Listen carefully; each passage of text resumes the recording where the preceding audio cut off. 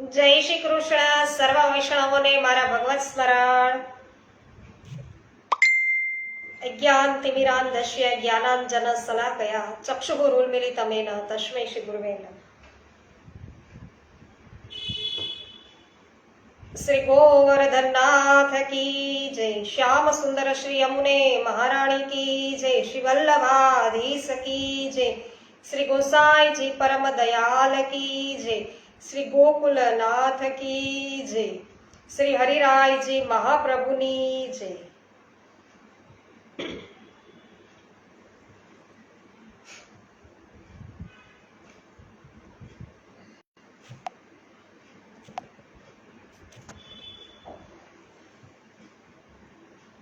પુષ્ટિ સત્સંગ પેજ પર આપ સર્વ વૈષ્ણવજનોનું હાર્દિક સ્વાગત છે. જુલીબેન પોકિયા, જીતુભાઈ પોકિયા છે, જીતુભાઈ પોકિયા સર્વપ્રથમ ઉપસ્થિત થયા છે. સ્વાગત કરું છું. જય શ્રી કૃષ્ણ જીતુભાઈ. વૃંદાવન ખંડ ગર્ગ સંહિતામાં અને અધ્યાય છે આપણે 17મો આજે લઈએ છીએ. રાજા બૌલાસ છે એ નારદજીને પૂછી રહ્યા છે કે હે મુને, શ્રી રાધા કૃષ્ણનું ચરિત્ર સાંભળતા મારું મન છે એ ધરાતું નથી. તો બરાબર એ જ રીતે જેમ શરદ ઋતુના પ્રફુલ્લ કમળનું રસપાન કરતી વખતે ભ્રમરોને તૃપ્તિ થતી નથી ને એમ મને પણ તૃપ્તિ થતી નથી. તો હે બ્રહ્મન તપોવન, શ્રી કૃષ્ણ પત્ની રાસેશ્વરી દ્વારા તુલસી સેવનનું વ્રત પૂર્ણ કર્યા પછી જે હકીકત બની તે મને કહી સંભળાવો. શ્રી નારદજી કહે છે કે હે રાજન, શ્રી રાધિકાજીએ તુલસી સેવા નિમિત્તે કરેલી તપશ્ચર્યા જાણીને ત્યાં તેના પ્રેમની પરીક્ષા લેવાના માટે એક દિવસ ભગવાન શ્રી કૃષ્ણ વૃષભાનુ નગરમાં ગયા અને તે વખતે તેમણે અદ્ભુત ગોપાંગનાનું રૂપ છે ધારણ કર્યું હતું.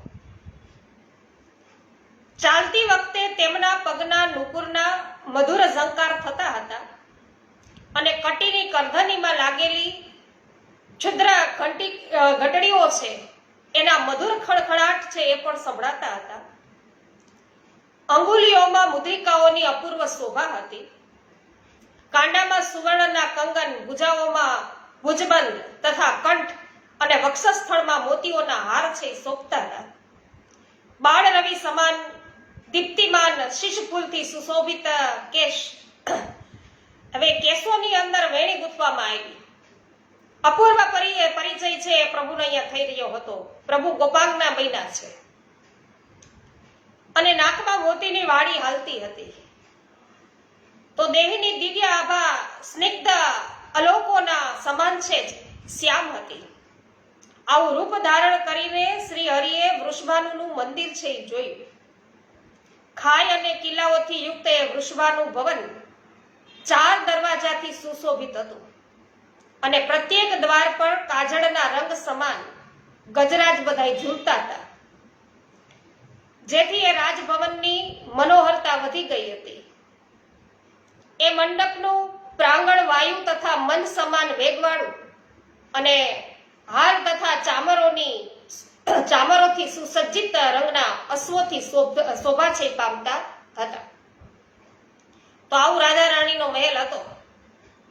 અને હે નરેશ્વર, સવત્સ ગાયોના સમૂહો તથા ધર્મધરુંધર એવા વૃષભ વૃંદથી પણ તેના ભવનની ઘણી બધી શોભા છે વધતી હતી.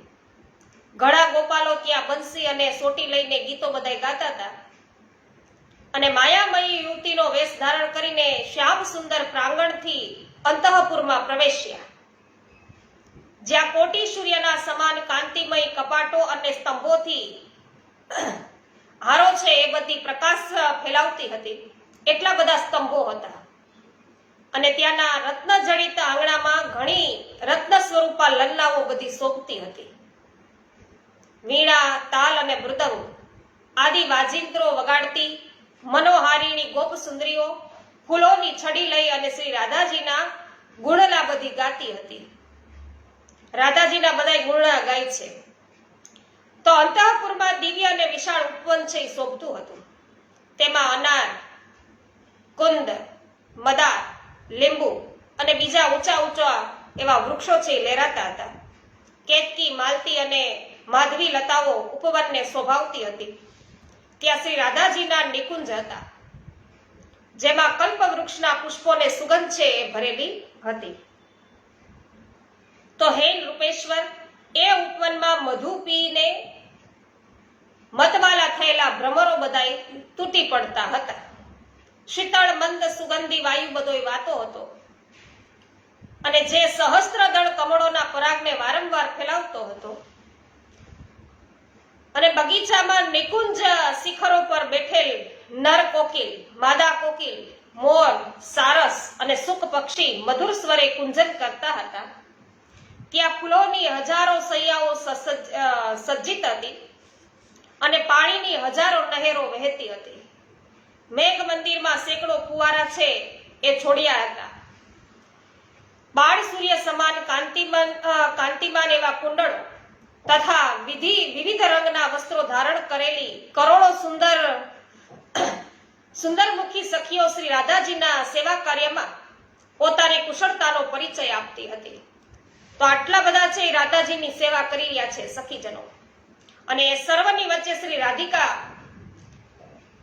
રાધિકા રાણી નિજ મંદિરમાં ટહેલતી હતી. રાજ મંદિર કેસરિયા રંગના બારીક વસ્ત્રોથી સજાવવામાં આવ્યું હતું. ત્યાંની ભૂમિ પર પર્વતીય પુષ્પ, જલજ પુષ્પ અને સ્થળ પર ઉગનારા ઘણા પુષ્પો અને કમળો છે. કોમળ પલ્લવો એટલી બધી વધુ સંખ્યામાં બિછાવ્યા હતા કે ત્યાં પગ મૂકવાની જગ્યા પણ નહોતી. જો પગ મૂકવામાં આવે તો ઘૂંટી સુધીનો ભાગ છે બધોય ઢંકાઈ જતો હતો. માલતીના મકરંદોના બુંદો ઝરપતા હતા. એવા આંગણામાં કરોડો ચંદ્રોના સમાન કાંતિમતી, કોમલાંગીની અને કૃષાંગી શ્રી રાધા ધીરે ધીરે કોમળ ચરણારવિંદો છે એ મુક્તિ ઘૂમી રહી હતી. મણિ મંદિરના આંગણામાં આવેલી નવીના ગોપ સુંદરીને વૃષભાન નંદીની શ્રી રાધાજીએ દીઠી. એટલે કે પ્રભુ ત્યાં પ્રવેશ કરે છે અને ગોપ સુંદરી પ્રભુ બન્યા છે. તો આ ગોપ સુંદરીને નવેઈ આવેલી જોઈ શ્રી રાધાજીને, તો તેના તેજથી બધી લલ્લાઓ હતપ્રદ થઈ ગઈ. એટલું બધું તેજ હતું પ્રભુનું. જેમ ચંદ્રમાનો ઉદય થવાથી તારાઓનું તેજ ઝાંખું પડી જાય ને, એમ પ્રભુએ જ્યાં ગોપાંગનાનો વેશ ધારણ કરીને અંદર પ્રવેશ કર્યો ત્યાં બધા ઝાંખા પડી ગયા. અને તેનો મહાન અનુભવ કરી અને શ્રી રાધાજીએ આગળ રહીને બંને હાથોથી તેને ગાઢ આલિંગન કરી અને તેને દિવ્ય સિંહાસન પર બેસાડી. પછી લોકરીતિ પ્રમાણે જળ આદિ અર્પણ કરીને તેનું સુંદર પૂજન, આદર, સત્કાર કરવાનું શરૂ કર્યું. રાધાજી બોલ્યા છે કે હે સુંદરી સખી, તારું સ્વાગત કરું છું. મને સત્વરે તમારું નામ કહો. તું સ્વયં અહીં આવી તે મારા માટે મહાન સૌભાગ્યની વાત છે. આ પૃથ્વી પર તારા જેવા દિવ્ય સ્વરૂપ છે એનું મેં ક્યાંય દર્શન કર્યું નથી. તો હે શુભ્રુ, જ્યાં તારા જેવી સુંદરી નિવાસ કરે છે તે નગરને અવશ્ય ધન્ય છે. કે તું જ્યાં પણ રહેતી આવીશ એ નગરને કે ધન્ય છે, એવું તારું સુંદર રૂપ છે. તો હે દેવી, તારા આગમનનું કારણ વિસ્તારથી કહે. રાધાજી પૂછે છે જે નવી ગોપાંગના બની અને પ્રભુ આવ્યા એને, કે મારે કાંઈ લાયક કામ હોય રાધાજી કે તો મને કયો, તે મારે અવશ્ય છે એ કહેવું જ જોઈએ. તો તું તારી વક્ર દ્રષ્ટિ, સુંદર દીપ્તિ, મધુર વાણી, મનોહર મુસ્કાન, ચાલ અને આકૃતિથી અત્યારે મને શ્રીપતિ આબેહૂબ દેખાય છે. તો હે સુબે, તું હરરોજ મને મળવા માટે આવતી રહેજે. સખીને કે મને રોજ મળવા આવજે. કે જો આવી શકે નહીં તો મને તારું જ નિવાસ સ્થાન કેજે. જે વિધિથી તને મળવાનું શક્ય હશે તો તેનો તારે છે ઉપયોગ કરવો જોઈએ. હે સખી, તારો આ દેહ મને ઘણો વાલો લાગે છે, કેમ કે મારા પ્રિયતમ શ્રી વ્રજરાજ નંદનની આકૃતિ બિલકુલ તારા જેવી જ છે. આ ઈ જ છે. રાધાજી શું કે છે કે મારા નંદન છે ને જે એ તારા જેવા જ કે થોડા ઘણા દેખાય છે. એનો દેહ આકૃતિ તારા જેવી જ છે. તો જેણે મારા મનને હરી લીધું છે ને એ નંદનંદન, માટે તું મારી પાસે જ રે. જેમ ભાભી નણંદને ચાહે છે તેમ જ હું તારો આદર કરીશ કે. એટલે શ્રી નારદજી બોલ્યા કે હે રાજન, આ સાંભળીને માયાથી યુવતીનો વેશ ધારણ કરનાર ભગવાન શ્રી કૃષ્ણે કમલનયનની એવી શ્રી રાધાજીને પ્રણામ આ પ્રમાણે કહ્યું. શું કીધું પ્રભુએ રાધાજીને કે હે રંભોરું, નંદનગર ગોકુળમાં નંદ ભવનની ઉત્તરે મારો નિવાસ છે. મારું નામ ગોપદેવી છે. લલિતાને મુખેથી મેં તમારી રૂપ માધુરી અને ગુણ માધુરીનું વર્ણન સાંભળ્યું છે. માટે હે ચંચળ લોચનો વાળી સુંદરી, હું તને જોવાના માટે અહીં તારા ગૃહમાં આવી છું કે. તો હે કમલ લોચને, જ્યાં લલિત લવંગ લતાની સુસ્પષ્ટ સુગંધ ફેલાઈ રહી છે, જ્યાં ગુંજા નિકુંજમાં ભ્રમરો ના મધુર ધ્વનિથી યુક્ત કુંજ પુષ્પ ખીલી રહ્યા છે, તે શ્રુતિ પથમાં આપે આવેલ તારા નિત્ય નૂતન દિવ્ય નગરને આજે પોતાની આંખે જોઈ લીધું, અને તેના સમાન સુંદર તો દેવરાજ ઇન્દ્રની પુરી અમરાવતી પણ નથી. એટલે નારદજી કહે છે કે હે મિથિલેશ્વર, આમ બેઉ પ્રિયા પ્રિયતમનું મિલન થયું. કઈ રીતે મિલન શક્ય થયું?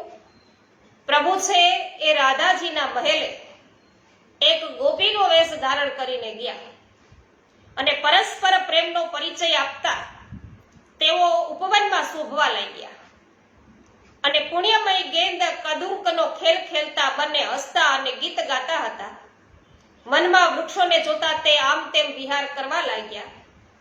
અને હે રાજન, કલા કૌશલથી સંપન્ન એવા કમલલોચના રાધાજીને સંબોધિત કરી અને ગોપી દેવીએ, જે પ્રભુ છે એ ગોપદેવીએ મધુર વાણીથી એવું કહ્યું કે હે વ્રજેશ્વરી, નંદનગર અહીંથી દૂર છે અને હવે સંધ્યા થઈ ગઈ છે, તેથી જાઉં છું. કાલે પ્રાતઃકાળે તારી પાસે આવીશ, તેમાં શંકા નથી. નારદજી કહે છે કે હે રાજન, ગોપદેવીની આ વાત સુણીને વ્રજેશ્વરી શ્રી રાધાજીના નયનોમાંથી તત્કાળ અશ્રુધારા વહેવા લાગી. એ રોમાંચ અને હર્ષોદ્ગમનના ભાવથી આવૃત થઈને કપાયેલા કદલી વૃક્ષની પેઠે જમીન પર ઢળી પડી. તો જે જોઈને સખીઓ બધા શંકાશીલ થઈ ગયા અને તરત જ વ્યંજન છે એ લઈને પાસે ઊભી રહી અને હવા નાખવા લાગી.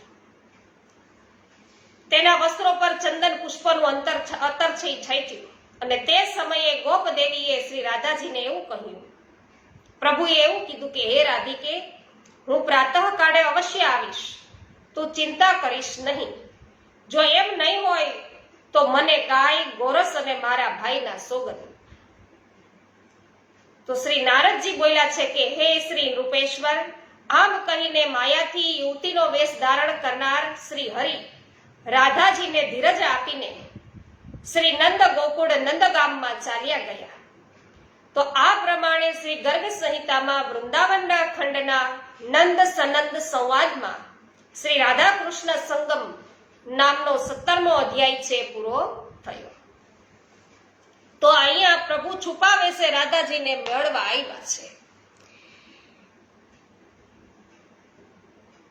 પિયુષભાઈ તેજપુરા, સ્વાગત કરું છું આપનું. શૈલેષભાઈ દુધાત્રા, સ્વાગત છે. પોસ્ટ શેર કરવા બદલ આભાર. પરેશભાઈ ગજેરા, પોસ્ટ શેર કરવા બદલ આભાર. તમારું સ્વાગત છે પરેશભાઈ. આર શાહ, સ્વાગત છે. મનીષાબેન નગેરા, સ્વાગત છે. જય હો. કાંતાબેન કોઠડિયા, પરેશભાઈ વઘાસિયા, કેવી પટેલ, હેમાબેન ગુજરાતી, સર્વ વૈષ્ણવજનોનું સ્વાગત છે. હેમાબેન જય હો, આભાર. સરિતાબેન ગોધાણી, ભાનુબેન સોની, સ્વાગત છે. વિનોદભાઈ ગજર, ભાવનાબેન ગજર, સ્વાગત કરું છું. જય હો.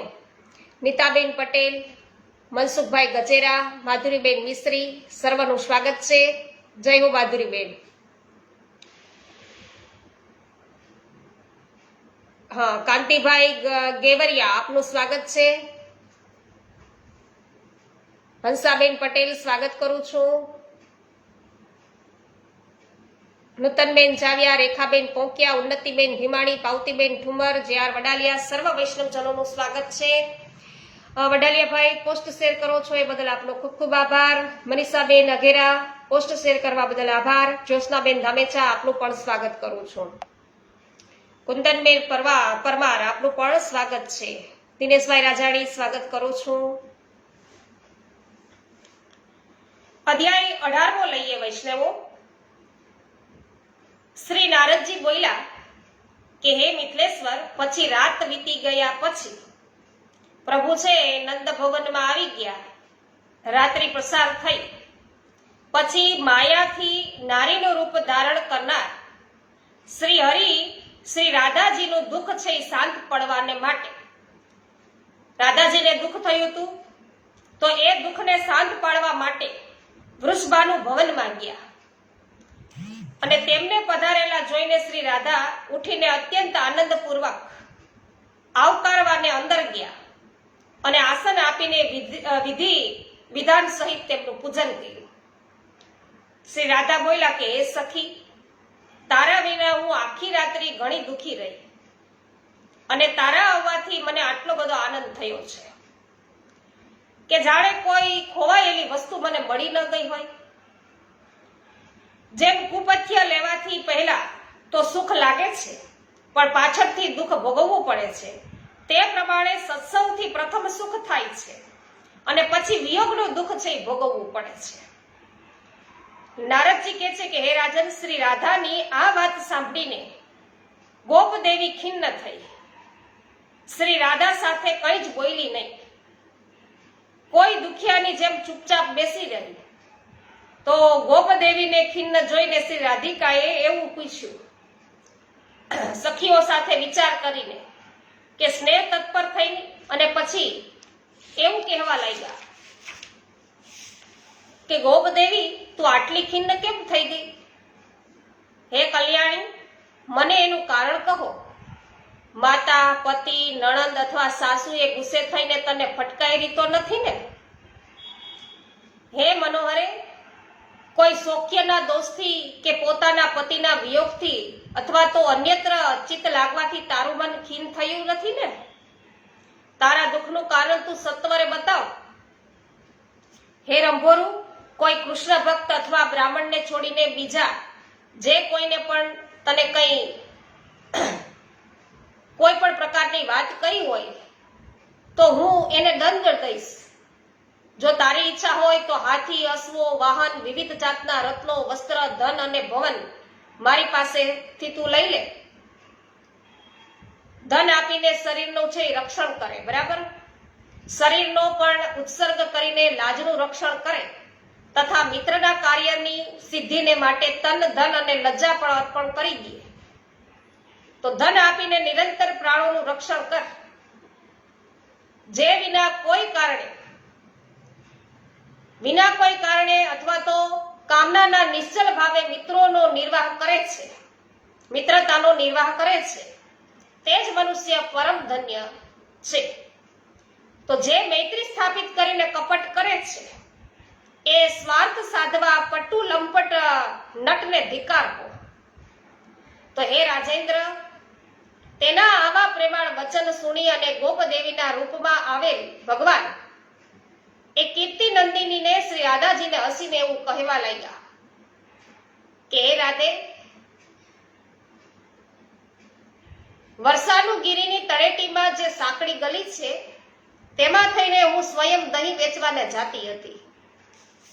કે હું એમાં દહીં વેચવા એ ગલીમાં, સાંકડી ગલીમાં જાતી હતી. એટલામાં નંદજીના 9 તરુણ કુમાર શ્યામ સુંદરે મને માર્ગમાં રોકી દીધી. ઈ પોતે જ છે તોય આવું બોલ્યા. અને એ શ્યામ સુંદરે મને ત્યાં રોકી અને તેના હાથમાં બંસી અને છડી હતી. તે રસિક શેખરે લાજ શરમ મૂકી દીધી અને તરત જ મારો હાથ એને ઝાલી લીધો શ્યામ સુંદરે, અને જોર જોરથી હસવા લાગ્યા. એકાંત વનમાં આ પ્રમાણે મને કહેવા લાગ્યા કે હે સુંદરી, હું કરદાણ લેવાનો છું કે તેથી તું મને દાનના રૂપમાં દહીંનું દાન તું આપ. એટલે હું બોલી કે ચલો હટો. કર લેનારો પોતે થઈ બેઠેલા તારા જેવા તો ગોરસ લંપટને કદી પણ દાળ હું આપવાની નથી કે. એટલે મેં તો એને એવું કહી દીધું. મેં આટલું કીધું ને એટલામાં તો તેણે મારા માથા પરથી દહીંનું મટકું ઉતારી લીધું અને એને ફોડી નાખ્યું. મટકી ફોડીને થોડુંક દહીં પી અને મારી ચાદર છે એને ઉતારી લીધી કે. અને નંદીશ્વર પર્વતના ઈશાન ખૂણાની દિશા ભણી તેણે ચાલવા માંડી. આથી હું ઘણી જ ખીન થઈ છું કે. તો જાતનો ગોવાળ, કાળો અને કુલટો વર્ણ એનો, ન ધનવાન, ન વીર, ન સુશીલ અને ન તો એ રૂપવાન.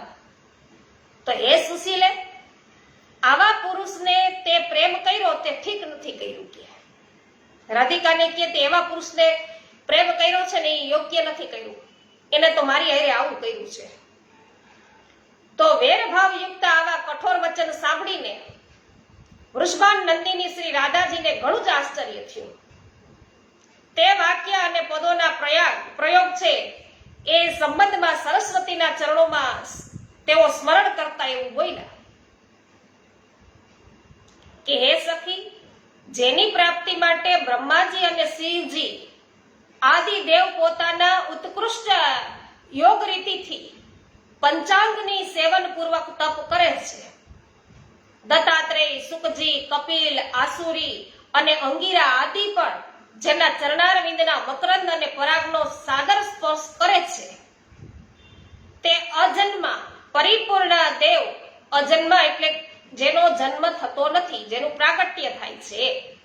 તો તે અજન્મા પરિપૂર્ણ દેવ, લીલા અવતાર ધારી, સર્વજન દુઃખ હારી, ભૂતલ ભૂરી હરણકારી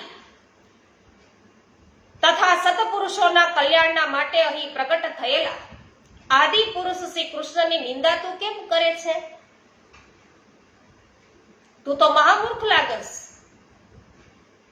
ગ્વાલો સદા ગાયોનું રક્ષણ પાલન કરે છે, ગોરજની ગંગામાં નાય છે, તેનો સ્પર્શ કરે છે અને ગાયોના ઉત્તમ નામોના જપ પણ કરે છે. એટલું જ નહીં, તેને દિન રાત ગાયોના સુંદર મુખડાના દર્શન થાય છે. તો મારી સમજ પ્રમાણે તો પૃથ્વી પર ગોપ જાતિની મોટી કોઈ બીજી જાતિ જ નથી.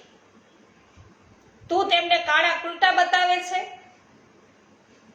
પણ તે શ્યામ સુંદર શ્રી કૃષ્ણની શ્યામ વિભાથી વિરસિત સુંદર કલાનું દર્શન કરીને તેનામાં મન લાગી જવાથી ભગવાન નીલકંઠ છે એ પણ બીજાનું સુંદર મુખ છે એ છોડીને જટાજૂટ હલાહલ વિષ બસમાં કપાળ અને સર્પ ધારણ કરીને તે કાળા કુલટાના માટે જ છે પાગલોની જેમ વ્રજમાં દોડતા ફરે છે. શિવજી પણ તો સ્વર્ગલોક સિદ્ધ એવા મુનિ, યક્ષ અને મૂરત ગણોના પાલક તથા સમસ્ત નરો, કિન્નરો અને નાગોના સ્વામી પણ નિરંતર ભક્તિભાવથી જેમના ચરણાર વિંદોમાં પ્રણિપાત કરીને ઉત્કૃષ્ટ લક્ષ્મી અને ઐશ્વર્યને પામીને નિશ્ચય જ તેને બલિકર સમર્પિત કરી રહ્યા છે, તેને તમે નિર્ધન કહો છો કે? વત્સાસુર, અઘાસુર, કાલ્યનાગ, બકાસુર, યમલા, અર્જુન, વૃક્ષ, તૃણાવ્રત, સટકાસુર અને પૂતના વગેરેનો વધ છે એ વધ સંભવત તારી દ્રષ્ટિએ તેની વીરતાના પરિવાચક નથી કે? મારો પણ કે આવો જ મત છે. એ મુરારીના માટે શું યશ આપનારા થઈ શકે છે, જે કોટી કોટી બ્રહ્માંડ સમૂહના એકમાત્ર સંહારક છે? તો તે પુરુષોત્તમને માટે ભક્તિથી વધારે કોઈ પ્રિય હોય એવું જાણમાં નથી કે એને તો ભક્તિ જ પ્રિય છે એમ. તો શંકર, બ્રહ્માજી, લક્ષ્મી અને રોહિણી નંદન બળરામજી એ પણ તેના માટે ભક્તોથી વધારે પ્રિય નથી. એને તો ભક્તો જ વધારે પ્રિય છે. તે ભક્તિથી બદ્ધચિત્ત થઈ અને ભક્તોની પાછળ પાછળ પ્રભુ ચાલે છે. તેથી શ્રી કૃષ્ણ માત્ર સુશીલ જ નહીં, સમસ્ત લોકના સુજન સમુદાયના ચૂડામણી છે અને તે ભક્તોની પાછળ ચાલતા રોમ રોમમાં રહેલા લોકોને પવિત્ર કરે છે. તે પરમાત્મા ભક્તજનો પ્રતિ હંમેશા અભિરુચિ સૂચિત કરતા રહે છે. તેથી અત્યંત ભજન કરનારાને પરમાત્મા ભક્તજનો છે એના પ્રતિ હંમેશ અભિરુચિ છે એ બની જ રહે છે. ભગવાન મુકુંદ મુક્તિ તો છે કે અનાયાસ એમને બધા ભક્તજનોને આપી દે, પણ ઉત્તમ ભક્તિ યોગ છે એ કદી એ આપતા નથી, કારણ કે તેમને ભક્તિના બંધનમાં બંધાઈ રહેવું પડે છે.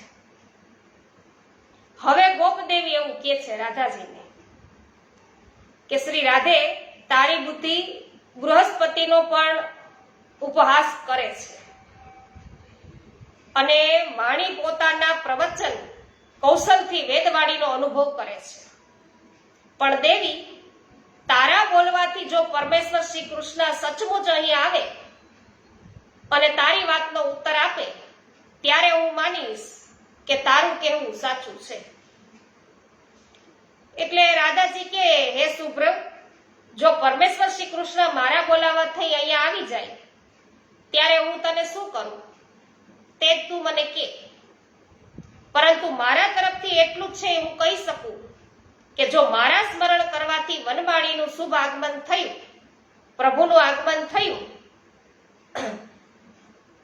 નહીં તો હું મારું બધું ધન અને આ ભવન છે હું તને આપી દઈશ. જો ભગવાન ન આવ્યા, ભગવાન છે, હું ભગવાનનું સ્મરણ કરું અને ભગવાન ન આવ્યા તો હું મને મારી પાસે જે કઈ ધન છે, ભવન છે, એ બધું તને આપી દઈશ. નારદજી બોલ્યા કે હે રાજન, પછી શ્રી રાધા ઉઠીને શ્રી નંદ નંદનને નમસ્કાર કરીને આસન પર બેસી ગઈ અને તેમનું ધ્યાન ધરવા લાગી. અને તે વખતે તેના નેત્રો ધ્યાનરત હોવાના કારણે સ્થિર થયેલા હતા.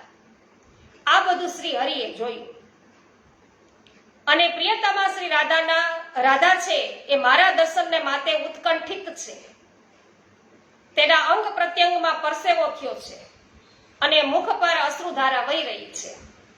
એ જોઈને પોતે પુરુષ રૂપ ધારણ કરીને, જે પોતાની સખી બનીને આવી હતી રાધાજીની, એ ગોપી દેવી અત્યારે પુરુષ રૂપ હવે ફરી પાછા ધારણ કરે છે.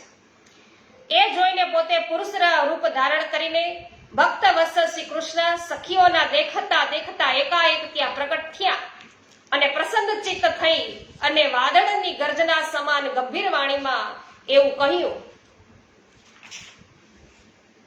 કે હે રંભોરુ ચંદ્રવદને વ્રજ સુંદરી શિરોમણે નૂતન યૌવન શાલિની માનશીલે પ્રિય રાધે, તે તારી મધુર વાણીથી મને બોલાવ્યો છે, તેથી હું તરત જ અહીંયા આવી ગયો છું. અહીંયા જતા હવે નેત્રો ખોલીને મને નિહાળ. લલને પ્રિયતમ કૃષ્ણ આવો, એ વાક્ય અહીંથી પ્રગટ થયું છે અને કે મેં સાંભળ્યું. તે જ ક્ષણે ગોકુલ અને વૃંદાવનને છોડીને બંસીબટ અને યમુના તટની બાજુમાંથી દોડતો તારી પ્રસન્નતા માટે હું અહીંયા આવ્યો છું. પ્રભુ કે, તો મારા આવતા જ કોઈ સખી રૂપ ધારિણી એવી યક્ષી, આસુરી, દેવાંગના અથવા કિન્નરી જે કોઈ પણ છે એ માયાવીને તને છળવાના માટે અહીંયા આવી હતી. જે ગોપદેવી આવી હતી ને, એ તો જી હોય કે પ્રભુ કે, યક્ષી હોય, આસુરી હોય કે પછી કિન્નરી હોય, જે કોઈ હોય, એ તને છેડવાને માટે અહીંયા આવી હતી. અહીંથી હવે એ ચાલી ગઈ. તેથી તારે એવી નાગિન પર છે વિશ્વાસ કરવો જોઈએ નહીં. આમ પ્રભુએ એને કહ્યું. નારદજી કહે છે કે પછી શ્રી રાધા શ્રી હરિને જોઈને તેમના ચરણ કમળોમાં પડીને પરમાનંદમાં નિમગ્ન થઈ ગઈ અને તેના મનોરથ તત્કાળ પૂરા થયા. શ્રી કૃષ્ણચંદ્રના આવા અદ્ભુત ચરિત્રોનું જે ભક્તિભાવપૂર્વક શ્રવણ કરે છે તે મનુષ્ય કૃતાર્થ થાય છે.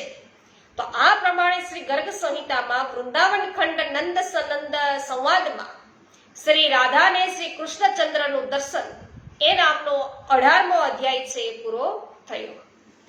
જય હો વિનોદભાઈ, જય હો નિલેશભાઈ ગામી, ચતુરાબેન ગામી, આપનું સ્વાગત છે. જયશ્રીબેન થાનકી, આભાર આપનો, સ્વાગત છે. વિનોદભાઈ વાછાણીનું સ્વાગત કરું છું. નૂતનબેન જાવિયા, જય હો. જયશ્રીબેન પટેલ, સ્વાગત છે આપનું.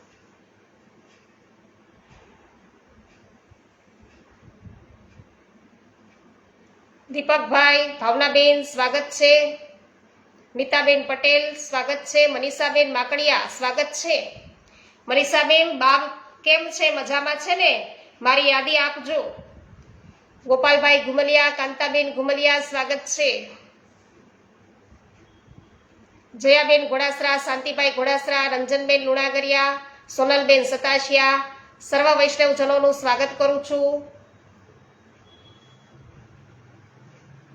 દિનેશભાઈ લાડાડી, અનસુયાબેન ગઢિયા, સ્વાગત છે આપનું. રસિકભાઈ ગઢિયા, સ્વાગત છે. બિપિનભાઈ ડોબરિયા, સ્વાગત છે.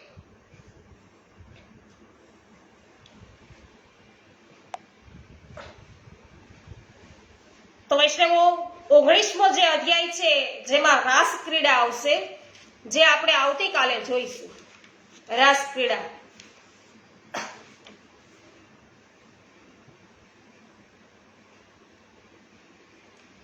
શ્રી ગોવર્ધનનાથ કી જય. શ્યામ સુંદર શ્રી યમુને મહારાણી કી જય. શ્રી વલ્લભાધીશ કી જય. શ્રી ગોસાઈજી પરમ દયાલ કી જય.